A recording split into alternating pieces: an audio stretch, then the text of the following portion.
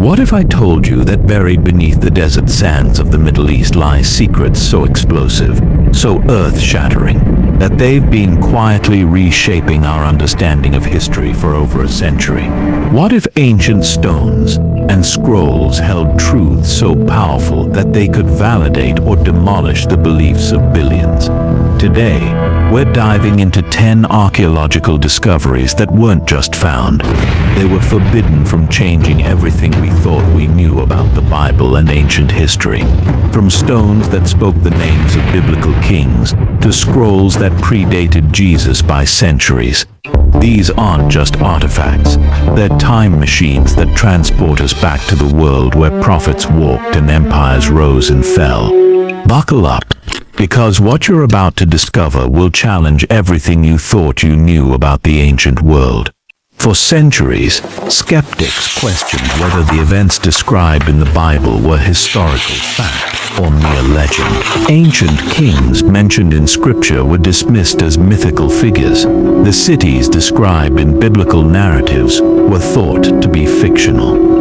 The customs, languages, and cultures portrayed in sacred texts were considered too ancient to verify. But then, something extraordinary happened. Starting in the 1800s, archaeologists began uncovering evidence that would turn the scholarly world upside down. Stone by stone, scroll by scroll, inscription by inscription, the ancient world began to speak again. These weren't just random finds buried in museum archives. These were game-changing discoveries that forced scholars to rewrite history books, validate biblical accounts, and acknowledge that the ancient world was far more sophisticated and interconnected than anyone had imagined.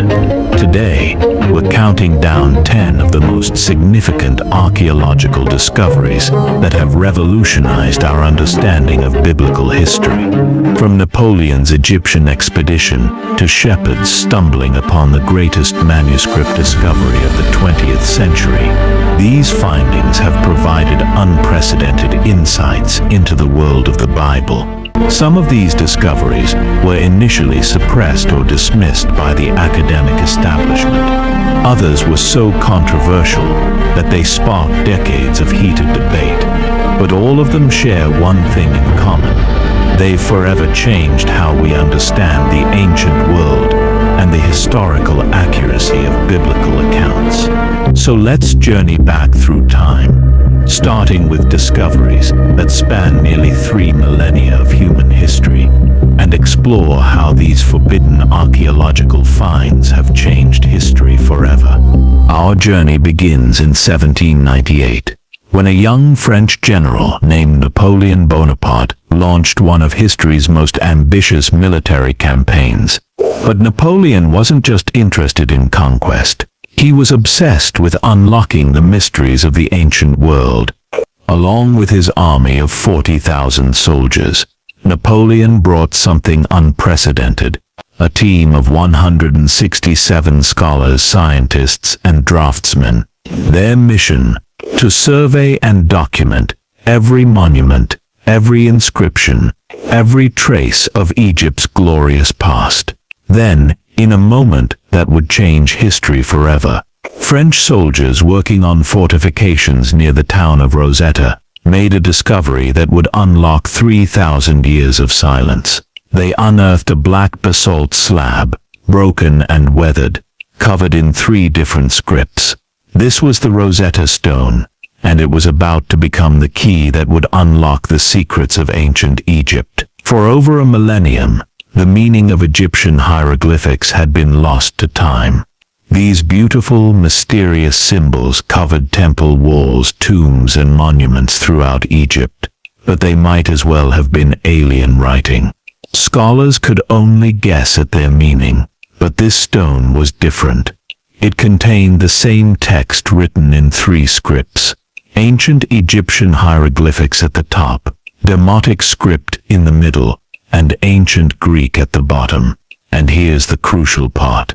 Scholars in 1798 could still read ancient Greek perfectly. For the next 2 decades, brilliant minds across Europe worked to crack the code. The breakthrough came from a French linguist named Jean-François Champollion, who realized that the hieroglyphics weren't just picture symbols. They represented sounds, words and concepts in a sophisticated writing system. When Champollion finally deciphered the hieroglyphics in 1822, it was like turning on a light in a room that had been dark for over 1,000 years. Suddenly, the walls of Egyptian temples began to speak. Royal cartouches revealed the names of pharaohs. Religious texts shared their secrets. Historical records came alive. This single stone didn't just unlock Egyptian hieroglyphics, it gave birth to the entire field of Egyptology. More importantly for our story, it provided the tools to understand the world that Moses knew, the Egypt where the Israelites lived in bondage, and the historical context for some of the most dramatic events in biblical history. The Rosetta Stone proved that the ancient world was far more literate, sophisticated, and historically documented than anyone had imagined. It showed that ancient civilizations kept detailed records, and that these records could be recovered and understood. But the Rosetta Stone was just the beginning. As we'll see, the most explosive biblical archaeological discovery was still 150 years away, hidden in caves overlooking the Dead Sea. The year was 1947. The world was still recovering from the devastation of World War II, and in the British Mandate of Palestine, tensions were rising as the region prepared for dramatic political changes. But in the barren cliffs overlooking the Dead Sea, a discovery was about to be made that would dwarf all the political upheavals of the day. A young Bedouin shepherd named Mohammed Ed-Dib was searching for a lost goat among the limestone cliffs of Qumran. Frustrated and tired, he threw a stone into a cave opening, expecting to hear the clatter of rock against rock. Instead, he heard something that made his blood run cold, the unmistakable sound of pottery breaking. What that shepherd boy discovered in that cave would soon be proclaimed the greatest archaeological find of the 20th century. Inside ancient pottery jars, wrapped in linen and preserved by the dry desert air, were scrolls that had been waiting in darkness for nearly 2,000 years. But this was just the beginning. Over the next decade, 11 caves in the area would yield their secrets. When the dust settled, archaeologists had recovered over 800 fragmentary documents, most written in Hebrew on leather, with a few on parchment. Among these were fragments of 190 biblical scrolls. Let me put this in perspective. Before this discovery, the oldest complete Hebrew Bible manuscript dated to around 1000 AD. Suddenly, scholars were looking at biblical texts that were over 1,000 years older, some dating back to the mid-3rd century BC. The crown jewel of the discovery was the great Isaiah scroll, found in the very first cave. This scroll contained the complete text of the book of Isaiah, stretching over 24 feet long when fully unrolled. It was like finding a time capsule from the world of the Old Testament prophets. Here's where things get really remarkable. When scholars compared these ancient scrolls to the Hebrew texts that had been used for over a millennium, they found something extraordinary.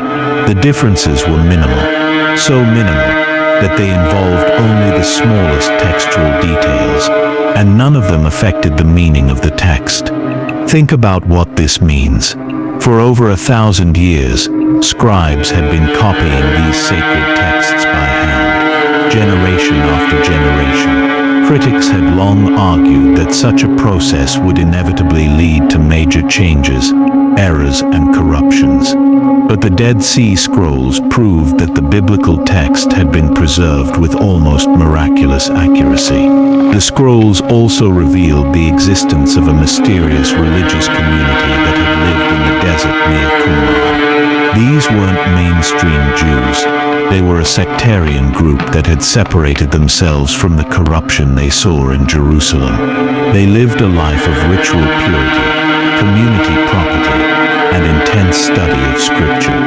most of the scrolls date to the 1st and 2nd centuries BC, with the latest dating to around 70 AD. This means they were being copied and studied during the very time period when Jesus was teaching in Galilee and Judea. The scrolls provide an unprecedented window into the religious and cultural world that Jesus and his disciples inhabited. But here's where the story gets controversial. The initial team of scholars who controlled access to the scrolls kept them tightly restricted for decades. Only a small circle of academics was allowed to study them, and publication was frustratingly slow. Critics began to whisper about a conspiracy, with the scrolls being suppressed because they contained information that threatened traditional Christian beliefs. The controversy reached a boiling point in the 1980s and 1990s. Scholars who had been denied access for decades began to demand transparency. When the scrolls were finally made fully available in the 1990s, the truth emerged far from threatening biblical faith. The scrolls actually confirmed the reliability of the biblical text and provided remarkable insights into the world of Jesus and the early church. Today, scholars continue to study these ancient texts using advanced digital imaging techniques that can reveal words and letters invisible to the naked eye. Each new discovery adds another piece to our understanding of the biblical world.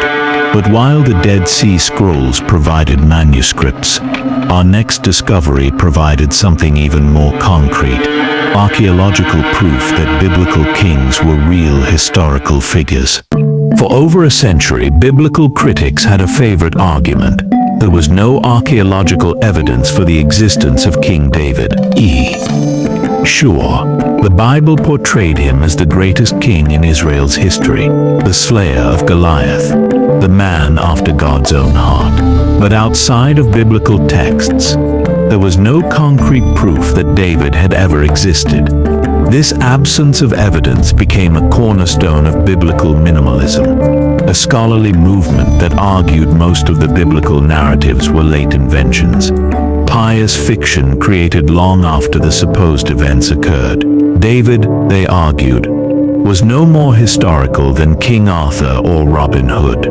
But on a hot summer day in 1993, at an archaeological dig in northern Israel, everything changed. Excavators at Tel Dan, an ancient city mentioned multiple times in the Bible, were carefully sifting through layers of ancient debris when they uncovered something extraordinary. It was a fragment of black basalt stone, covered with an ancient Aramaic inscription. As the archaeologists carefully cleaned away the dirt and examined the carved letters, they could hardly believe what they were seeing. There, etched in stone by an ancient enemy of Israel, were the Hebrew letters by TDWD. D by TDWD. In ancient Hebrew, this meant House of David, the dynasty of David. This wasn't a biblical text making claims about David's greatness. This was a foreign king, probably from Syria, boasting about his victories over the House of David in the 9th century BC. The archaeological context was perfect. The inscription had been sealed beneath an Assyrian destruction layer that could be firmly dated to 733–722 BC.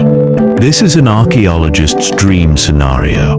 When an artifact is sealed beneath a destruction layer, there's no possibility of later contamination or intrusion. The pottery found directly beneath the destruction level confirmed the dating to the 9th and 8th centuries BC. This meant the inscription was created about 150 years after the biblical David would have lived, close enough to prove that David's dynasty was still a powerful political reality that foreign kings had to reckon with. The discovery sent shockwaves through the archaeological and biblical studies communities. Here was the first concrete, extra-biblical evidence for the existence of David. It wasn't just a reference to a man named David. It was a reference to a dynasty, a ruling house that had become significant enough that enemy kings would boast about defeating it. Of course, some scholars weren't ready to give up their skepticism so easily. They proposed alternative interpretations. Maybe ByTDWD referred to a place name, or perhaps it was the name of a deity. But these attempts to explain away the inscription were largely unsuccessful. The Tel Dan inscription wasn't standing alone. Scholars also identified a likely reference to the House of David on the Mesha Stela, also known as the Moabite stone, which dates to the same 9th century BC period. This second reference from a completely different source provided additional confirmation. The discovery revolutionized our understanding of ancient Israel. It proved that by the 9th century BC, the Kingdom of David had become such a significant political entity that neighboring kingdoms defined themselves in relation to it. When they wanted to boast about their military victories, they bragged about defeating the House of David. This discovery also highlighted the importance of careful archaeological methodology. The Tel Dan inscription wasn't found in isolation. It was discovered within a precisely dated stratigraphic context that made its authenticity and dating unquestionable. But while the Tel Dan inscription provided evidence for David's dynasty, our next discovery takes us even further back in time, to the very words that priests spoke in the Jerusalem temple. Just southwest of Jerusalem, in a place called Ketef Hinnom, ancient burial caves dot the landscape like silent sentinels watching over the holy city. For centuries, these caves had been looted by tomb robbers, their treasures scattered and lost. But in 1979, one cave was about to give up a secret that would rewrite our understanding of biblical history. Israeli archaeologist Gabriel Bar-Kay was conducting a systematic excavation of a burial cave that dated to the late 7th century BC. This was during the final years of the Kingdom of Judah, when the armies of Babylon were gathering like storm clouds on the horizon. The burial cave followed typical Judean customs of the time. When someone died, their body was placed on a stone bench along with personal items, pottery vessels, jewelry, and other precious objects. After the body decayed, the bones were collected and placed in a repository beneath the burial bench. When Bar-Kay's team began excavating the bone repository, they were performing the painstaking work that archaeology requires, carefully sifting through ancient debris, cataloging every fragment, hoping to find artifacts that might shed light on the lives of people who had died nearly 3 millennia ago. Then they found something extraordinary. 2 tiny silver scrolls, no bigger than cigarettes, rolled up tight and tucked away among the bones. These weren't made of parchment or leather like other ancient scrolls. They were made of silver, which had allowed them to survive when organic materials would have long since turned to dust. The challenge was enormous. How do you unroll a silver scroll that's been compressed for 2,700 years without destroying it? The metal was fragile, and any wrong move could shatter the artifacts into pieces. It took 3 years of painstaking work to unroll the larger scroll, which measured only 3 inches long when fully extended. When the scroll was finally opened, the team found themselves looking at the most delicate Hebrew text they had ever seen. The letters were tiny, etched into the silver with incredible precision, and the first word they managed to decipher sent chills down their spines: Yahweh, the personal name of God. As they continued their painstaking work of decipherment, the full text became clear. It was the priestly benediction from Numbers 6. The Lord bless you and keep you. The Lord make his face shine upon you and be gracious to you. The Lord turn his face toward you and give you peace. The smaller scroll contained the same blessing. 2 silver amulets, both carrying the same sacred words that priests had spoken over the people in the Jerusalem temple for centuries. Here's what made this discovery earth-shattering. These scrolls predated the earliest Dead Sea Scrolls by more than 400 years. They were the oldest known citations of biblical texts in Hebrew, pushing back the written record of biblical literature by centuries. For decades, critical scholars had argued that the priestly benediction in Numbers 6 was a late composition, written during or after the Babylonian exile.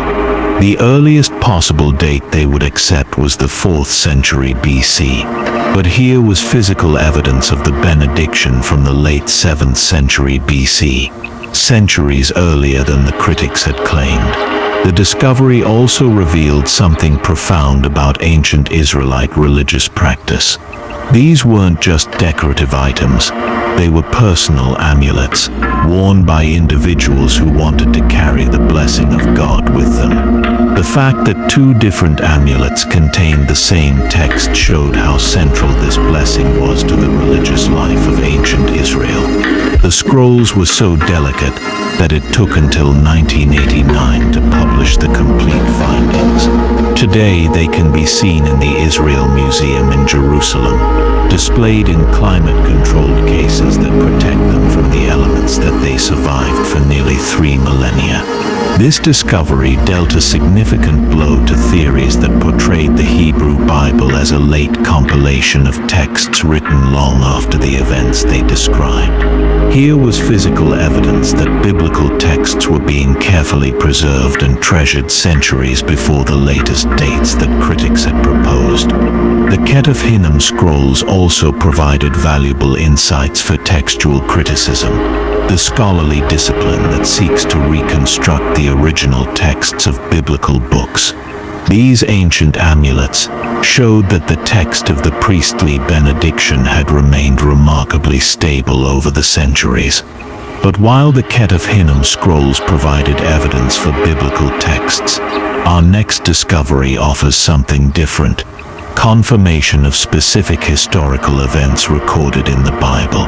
In 1868, a German missionary named Frederick Klein was traveling through the rugged territory east of the Dead Sea when he heard an intriguing story. Local Bedouin tribes were talking about an ancient stone covered with mysterious writing located in the remote village of Deben. Klein managed to see the stone and immediately recognized its importance. The black basalt monument was covered with an ancient script that looked similar to Hebrew, but the locals who owned it had no idea what it said.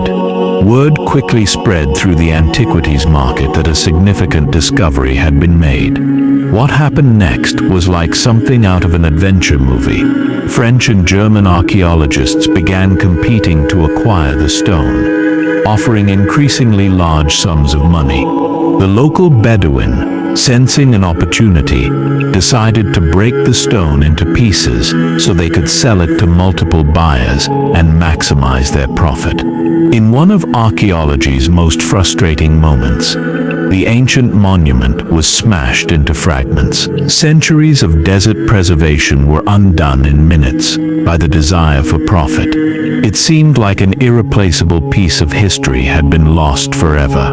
Fortunately, a French archaeologist named Charles-Simon Clermont-Ganneau had the foresight to make a paper squeeze impression of the stone before it was broken. This technique involved pressing wet paper onto the stone's surface to create a reverse impression of the inscription. When the stone was shattered, this squeeze became the key to reconstructing the original text. Today, the reconstructed stone sits in the Louvre Museum in Paris, painstakingly reassembled from the fragments that could be recovered and the squeeze impression that preserved the complete text. The inscription was written in Moabite, a language closely related to Hebrew, and it told an extraordinary story.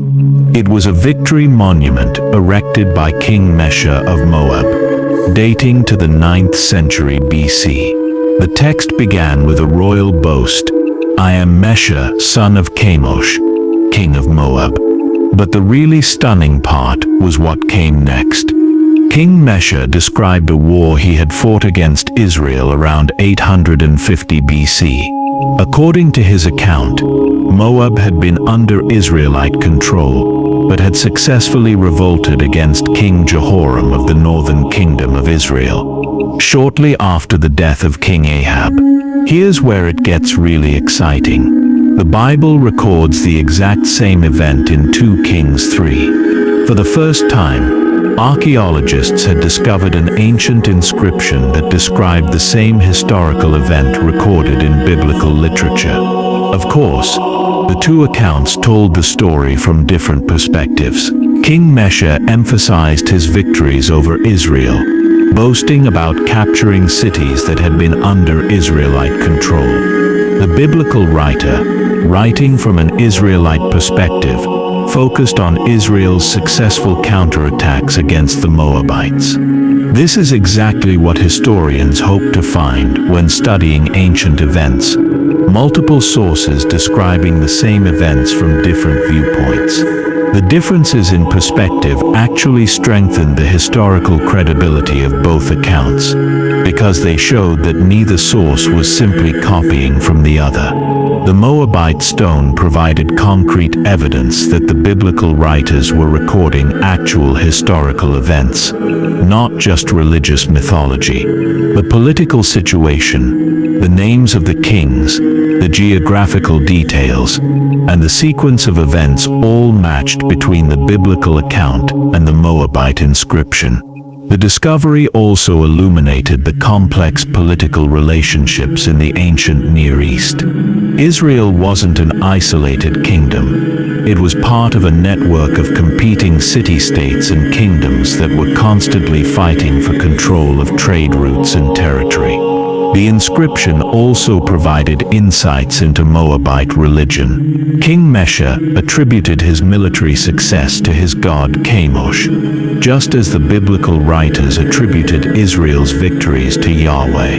This parallel showed how ancient Near Eastern peoples understood warfare in religious terms. The Moabite stone became a model for how archaeological discoveries could illuminate biblical history.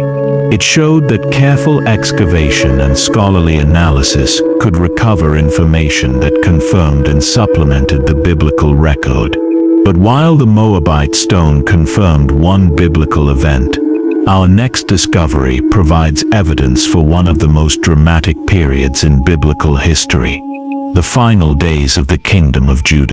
In the 1930s, British archaeologist James Leslie Starkey was excavating the ancient city of Lachish, about 30 miles southwest of Jerusalem. Lachish had been one of the most important fortress cities in the Kingdom of Judah, and Starkey was hoping to uncover evidence of its ancient glory.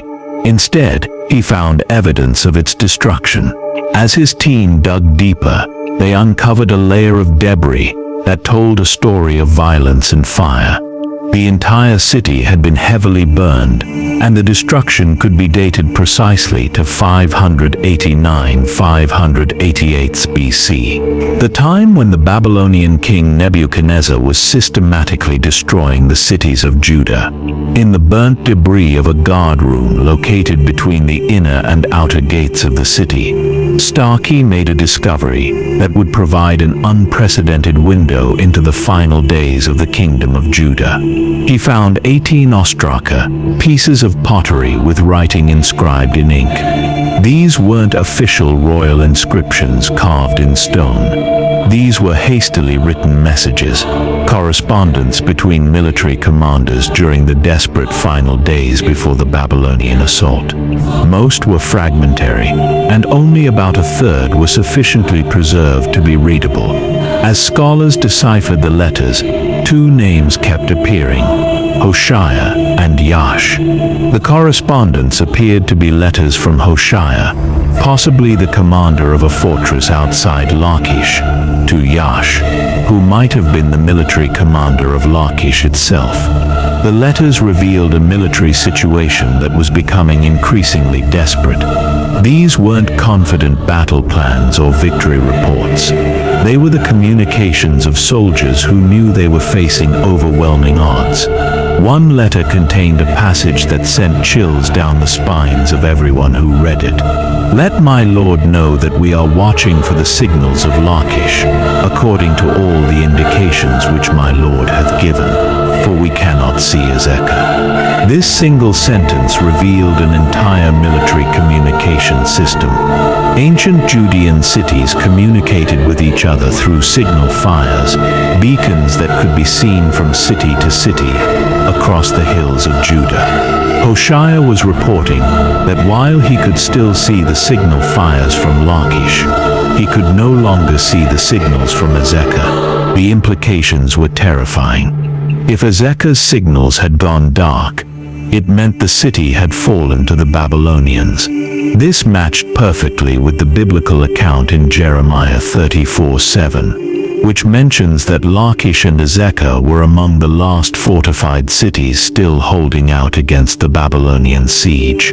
The timing was perfect. The ostraka were found in the destruction layer that dated to the Babylonian conquest, and they described exactly the military situation that the biblical prophets had predicted would occur during the final siege of Jerusalem. Some of the personal names mentioned in the letters also appeared in biblical texts from the same period. This wasn't surprising. The letters and the biblical texts were describing the same historical period and the same geographical region. The letters also revealed details about military administration and hierarchy in ancient Judah. They showed how fortress commanders communicated with their superiors, how intelligence was gathered and reported, and how the military command structure functioned during a crisis. Reading these letters is like eavesdropping on conversations from one of the darkest periods in biblical history. These weren't triumphant victory accounts or theological reflections. They were desperate communications from soldiers who were watching their world collapse around them. The Lachish letters provided something that historians treasure: primary source documents from the actual time period being studied. These weren't later accounts written from memory or tradition. They were contemporary records created by people who were living through the events they described. The discovery also vindicated the accuracy of biblical prophecy.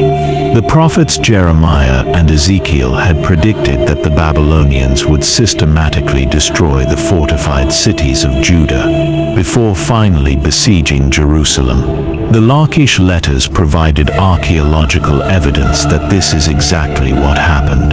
But while the Lachish letters provided evidence for biblical history, our next discovery takes us back much further in time, to the very origins of civilization itself. In 1872, a young British Assyriologist named George Smith was working in the basement of the British Museum, painstakingly cataloging thousands of cuneiform tablets that had been excavated from the ancient city of Nineveh. These tablets, dating to the mid-7th century BC, contained the royal library of the Assyrian king Ashur-banipal. Smith was methodically translating the ancient Akkadian text when he came across something that made him stop in his tracks. He was looking at what appeared to be an ancient Mesopotamian account of a great flood, a deluge that had destroyed the world and was survived by only one man and his family.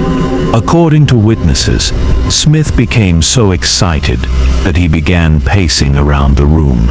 Then, in a moment that became legendary in archaeological circles, he reportedly began taking off his clothes in his excitement. He had just discovered what would become known as the Epic of Gilgamesh. The epic comprised 12 tablets, telling the story of Gilgamesh, the legendary king of Uruk, and his adventures with his friend Enkidu. But it was the 11th tablet that had captured Smith's attention. It contained a detailed account of a great flood that bore striking similarities to the biblical story of Noah. In the epic, a man named Utnapishtim tells Gilgamesh about a time when the gods decided to destroy humanity with a great flood. The god Ea warned Utnapishtim in advance, and instructed him to build a boat to save his family and representatives of all living creatures. The parallels with the biblical account were stunning. Both stories involve divine judgment through flood, advance warning to one righteous man, instructions to build a boat, the salvation of animals, the boat coming to rest on a mountain, and birds being sent out to test whether the waters had receded. The discovery created a sensation in the Victorian era. Here was an ancient Mesopotamian text that seemed to tell the same story as Genesis, but it was clearly much older than any known biblical manuscript. Critics of biblical authority seized on the discovery, arguing that the biblical writers had simply borrowed their flood story from earlier Mesopotamian traditions. Further discoveries revealed that flood stories were common in ancient Mesopotamian literature. The Sumerian king list mentioned kings who ruled before and after the flood. The Atrahasis epic, predating Gilgamesh, also contained a flood narrative. It seemed that the memory of a great deluge was embedded deep in Mesopotamian cultural consciousness. But rather than undermining the biblical account, many scholars began to see the discoveries differently. If multiple ancient cultures preserved memories of a great flood, perhaps this pointed to an actual historical event that had been remembered and retold across different civilizations. Archaeological excavations in Mesopotamia have indeed revealed evidence of major flooding events in ancient times. Cities like Uruk and Shuruppak show clear flood deposits in their archaeological layers, suggesting that catastrophic flooding was a real and recurring threat in the ancient Near East. The relationship between the Mesopotamian and biblical flood accounts became a fascinating study in how ancient cultures preserved and transmitted historical memories. Rather than simple borrowing, scholars began to see evidence of shared cultural memory reaching back to common experiences. More detailed analysis revealed significant differences between the accounts. While the basic plot elements were similar, the theological and moral frameworks were quite different. The biblical account emphasized God's justice and mercy, while the Mesopotamian versions portrayed capricious gods acting on whims. The Epic of Gilgamesh also demonstrated the value of comparative ancient literature for understanding biblical texts. By studying how other cultures told similar stories, scholars could better understand the unique features of biblical narratives. The discovery also highlighted the remarkable preservation of ancient literature. The fact that scribes had carefully copied and maintained these stories for over a millennium showed the importance that ancient cultures placed on preserving their literary heritage. But while the Epic of Gilgamesh illuminated ancient literary traditions, our next discovery provides evidence for one of the most impressive engineering achievements mentioned in the Bible. Water is life. In the ancient world, this wasn't just a philosophical statement. It was a matter of survival. And nowhere was this more true than in Jerusalem, a city built on rocky hills in a region where every drop of water was precious. Jerusalem's primary water source was the Gihon Spring, located in the Kidron Valley just outside the city walls. The spring provided a reliable flow of fresh water, but it had one crucial weakness. It was located outside the city's defenses. During times of war, when enemies besieged the city, the inhabitants would be cut off from their vital water supply. It was a problem that had plagued Jerusalem for centuries, and by the 8th century BC, it was about to become a matter of life and death. The Assyrian Empire was expanding westward, conquering kingdom after kingdom with ruthless efficiency. Their massive armies were approaching Judah, and King Hezekiah knew that Jerusalem would soon face the greatest siege in its history. In 1867, British explorer Charles Warren was investigating the water systems of Jerusalem when he made a remarkable discovery. He found evidence of an ancient vertical shaft that had been cut through solid bedrock, allowing people inside the city to access the waters of the Gihon spring without leaving the safety of the walls. This original water system had probably been built by the Jebusites, the pre-Israelite inhabitants of Jerusalem. Warren theorized that this might even be the route that David's soldiers had used to capture the city, as mentioned in 2 Samuel 5:6-8. But Warren's discoveries revealed something even more impressive. King Hezekiah had constructed an entirely new water system, a tunnel that would bring water from the Gihon spring all the way to a pool inside the city walls. The engineering challenge was enormous. Hezekiah's workers had to cut a tunnel through solid limestone bedrock for over 1,700 feet, maintaining a precise gradient that would allow water to flow from the spring to the pool of Siloam inside the city. But here's the most remarkable part. The tunnel was excavated by 2 teams working simultaneously from opposite ends. One team started at the Gihon spring and worked toward the city. The other team started from inside the city and worked toward the spring. They had to meet somewhere in the middle, deep underground in total darkness. The tunnel doesn't run in a straight line. It follows a serpentine path through the bedrock. This was partly due to the geological challenges the workers faced, but it also shows how the 2 teams had to make constant adjustments as they tried to find each other in the darkness. How did they do it? Modern analysis suggests that the workers used sound to guide them. As the 2 teams drew closer to each other, they would have been able to hear the sound of picks and hammers from the opposite side, allowing them to adjust their direction. In 1880, archaeologists made another exciting discovery about 20 feet from the pool of Siloam.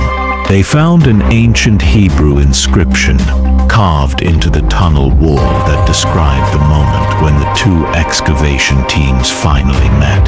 The inscription reads, "Behold the tunnel. This is the story of its cutting." While the workers wielded picks, each toward the other, and while 3 cubits remained, the voice of each was heard calling to the other, because there was a crack in the rock extending from south to north. On the day of the cutting through, the workers struck each to meet the other, pick against pick.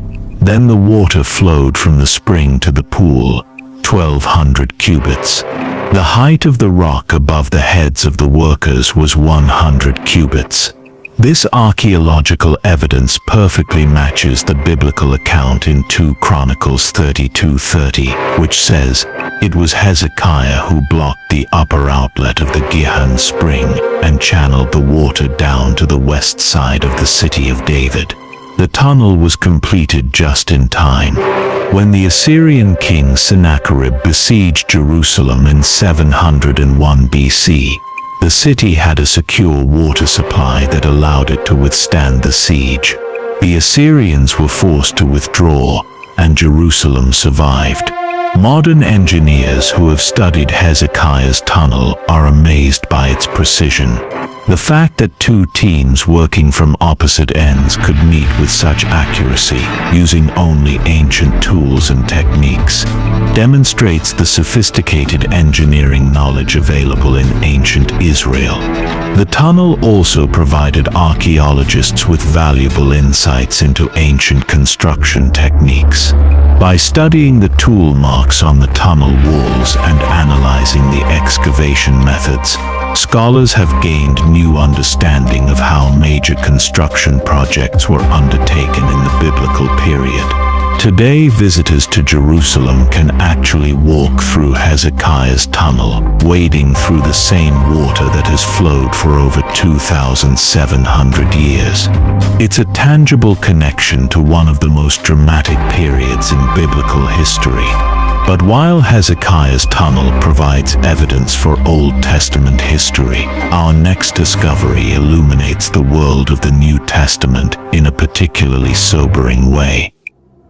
In 1968, construction workers in Jerusalem were building a new neighborhood called Givat HaMiftah when they uncovered an ancient burial ground. What they discovered would provide the most direct archaeological evidence for Roman crucifixion practices in first-century Palestine and offer sobering insights into the world where Jesus lived and died. The burial ground contained typical first-century Jewish tombs, rock-cut caves with stone ossuaries, bone boxes, where the remains of the deceased were placed after the flesh had decomposed. This was standard Jewish burial practice during the time of Jesus. Among the ossuaries, archaeologists found one that contained the bones of a man named Yehohanan, according to the Hebrew inscription on the box. But when they examined his remains more closely, they made a discovery that sent chills through the archaeological team. The man's right heel bone still had an iron nail driven through it. The nail was about 7 inches long and had been driven through the heel and into a piece of olive wood. At the tip of the nail was still attached a small wooden plaque. This was direct physical evidence of Roman crucifixion, the first and only such evidence ever found from the ancient world. Despite thousands of crucifixions carried out by the Romans, this was the only skeleton that had ever been discovered with the crucifixion nail still attached. Why was this discovery so rare? Typically, crucified victims were either left on their crosses to be consumed by scavengers, or their bodies were thrown into common graves. The fact that Yehohanan received a proper Jewish burial in a family tomb was highly unusual. The skeletal analysis revealed important details about Roman crucifixion practices. The victim's arms had likely been nailed to the crossbeam, patibulum, but contrary to popular artistic depictions, the nails had been driven through the wrists rather than the palms, which wouldn't have been strong enough to support the body's weight. The positioning of the feet was particularly revealing. Rather than having both feet pierced by a single nail as often depicted in art, Yehohanan's feet had been positioned on either side of the upright post, with a nail driven through each ankle into the wood. Medical analysis of the remains showed that death would have come from asphyxiation, as the victim became too weak to push up against the nails to maintain breathing. This confirmed historical accounts of how crucifixion actually killed its victims. The discovery provided archaeological context for the gospel accounts of Jesus' crucifixion. While the Gospels don't provide detailed descriptions of the crucifixion process itself, this archaeological evidence showed that the basic elements of the gospel narratives matched actual Roman practices. The fact that Yehohanan received a proper burial suggested that he came from a family of some means. Crucifixion was typically reserved for slaves, rebels, and the lowest classes of society, who wouldn't normally receive elaborate burials. The discovery also highlighted the brutal realities of life under Roman occupation. Crucifixion was deliberately designed to be a public, humiliating and terrifying form of execution, intended to deter rebellion and maintain Roman control. The analysis of Yehohanan's remains demonstrated how modern forensic techniques could be applied to ancient remains, providing insights that wouldn't have been possible with earlier archaeological methods. One of the most interesting aspects of the discovery was understanding why the nail had remained in the heel bone. Apparently, the nail had bent when it hit a knot in the wood, making it impossible to remove when the body was taken down from the cross. This accidental preservation provided the archaeological evidence that had been missing for centuries. The discovery led to revisions in how crucifixion was depicted in historical and religious art. Many traditional representations had to be reconsidered in light of the physical evidence. For many people, the discovery brought home the historical reality of crucifixion in a way that written accounts never could. This wasn't just a theological concept or a literary device. It was a brutal execution method that was actually used in the world where Jesus lived. But while the crucified man at Givat Hamiphtar illuminated the world of the New Testament, our final discovery takes us back to the very origins of biblical literature and the languages in which it was written. Our final discovery takes us to the Mediterranean coast of Syria, to the ruins of an ancient city that had been lost to history for over 3,000 years. In 1928, a Syrian farmer was plowing his field near the modern village of Ras Shamra when his plow struck something hard beneath the soil. That obstruction led to one of the most important archaeological discoveries for biblical studies. French archaeologists who investigated the site realized they had found the ancient city of Ugarit, a major Canaanite city-state that had flourished in the 2nd millennium BC. Excavations at Ugarit revealed a sophisticated urban center with impressive palaces, temples, and residential areas. But it was what the archaeologists found inside these buildings that would revolutionize biblical scholarship. In the palace and temple areas, excavators discovered thousands of cuneiform tablets, the records of an ancient civilization that had maintained extensive archives. When scholars began to study these tablets, they realized they were looking at the most complete picture of Canaanite culture ever discovered. The tablets were written in a previously unknown language that scholars named Ugaritic.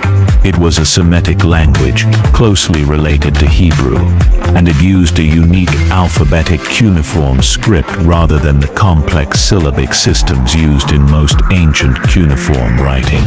Among the most important discoveries were extensive religious and mythological texts that revealed the inner workings of Canaanite religion. These weren't just ritual instructions or prayers. They were elaborate mythological narratives about Canaanite gods and goddesses. The most significant of these was the Baal cycle, a series of texts that told the story of the storm god Baal's struggles with other deities for supremacy in the Canaanite pantheon. These texts provided unprecedented insight into the religious world that the ancient Israelites encountered when they settled in Canaan.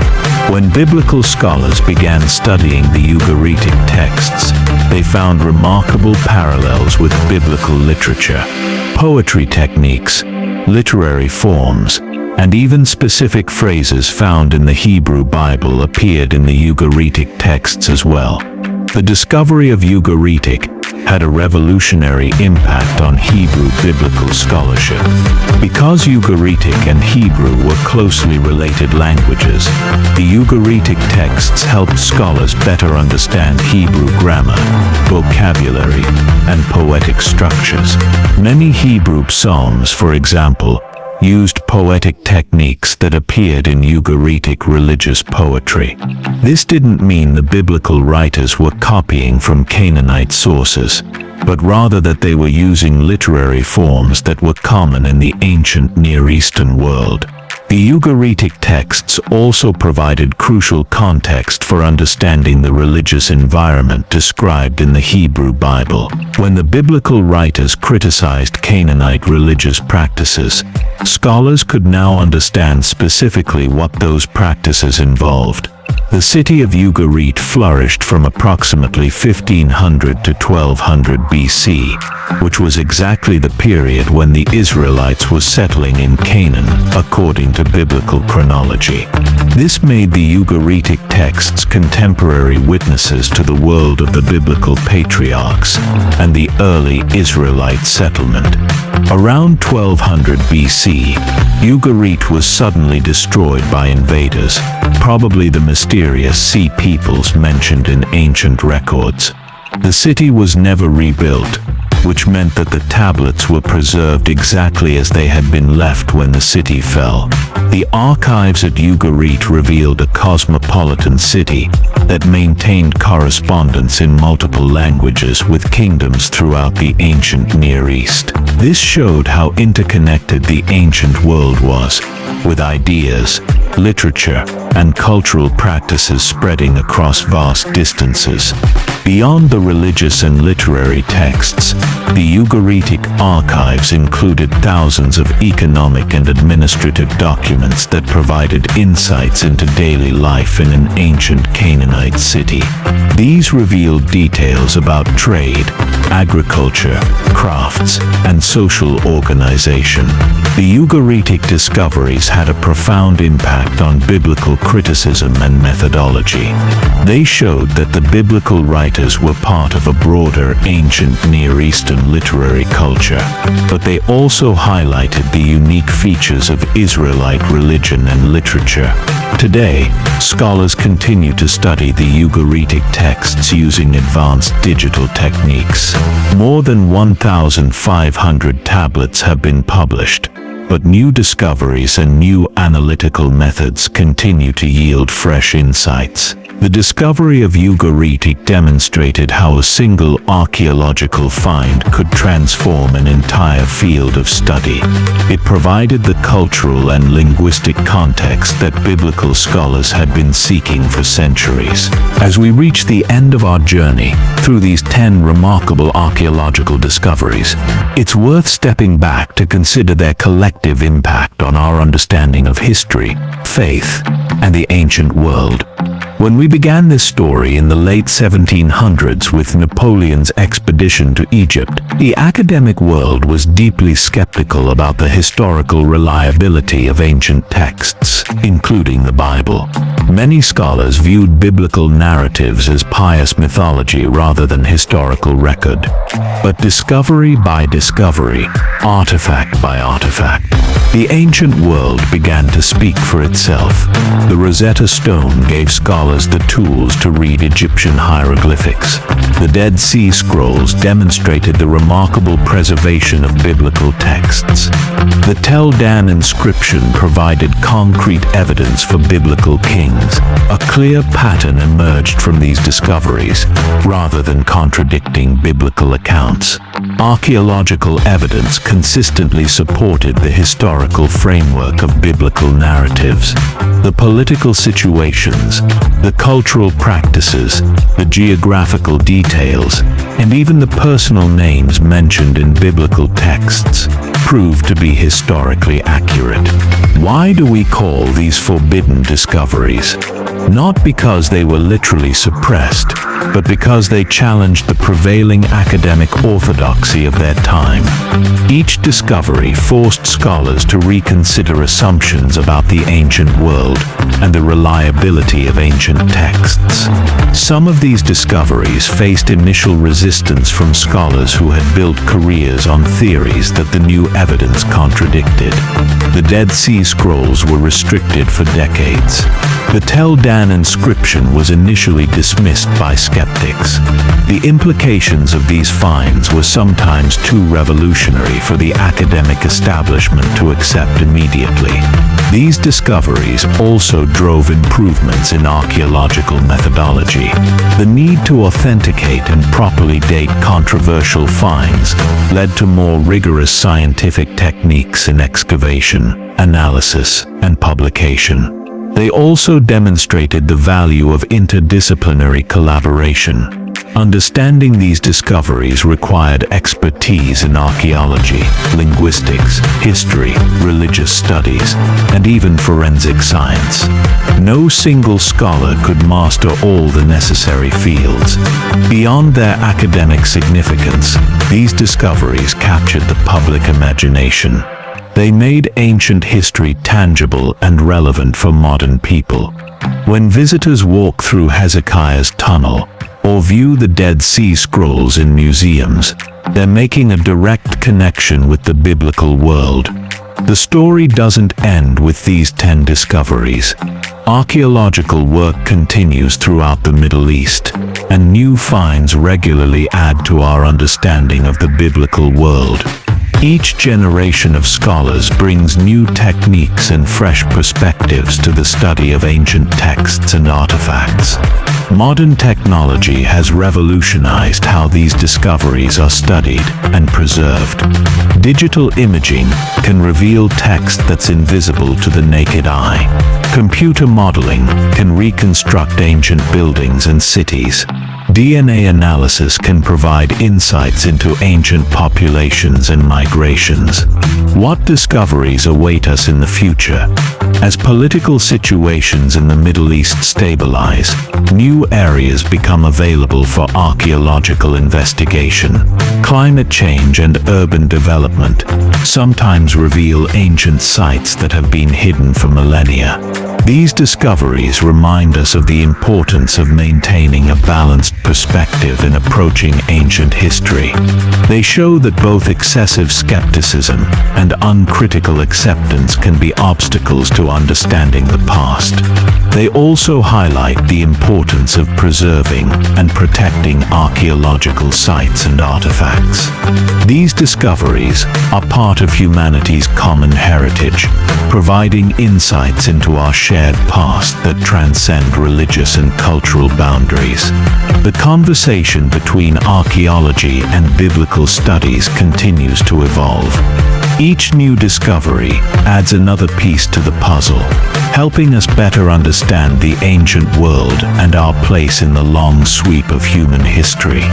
These 10 forbidden archaeological discoveries have fundamentally changed how we understand the ancient world. They've demonstrated that the biblical narratives were written by people who lived in real historical contexts, dealt with actual political situations, and preserved authentic cultural memories. More importantly, they've shown us that the past is not as distant as we might think. The same human experiences of faith, doubt, conflict, and hope that drove ancient peoples continue to shape our world today. The story of archaeological discovery is far from over. Who knows what secrets still lie buried beneath the sands of the Middle East? What texts await discovery in unexplored caves? What inscriptions remain hidden in ancient ruins?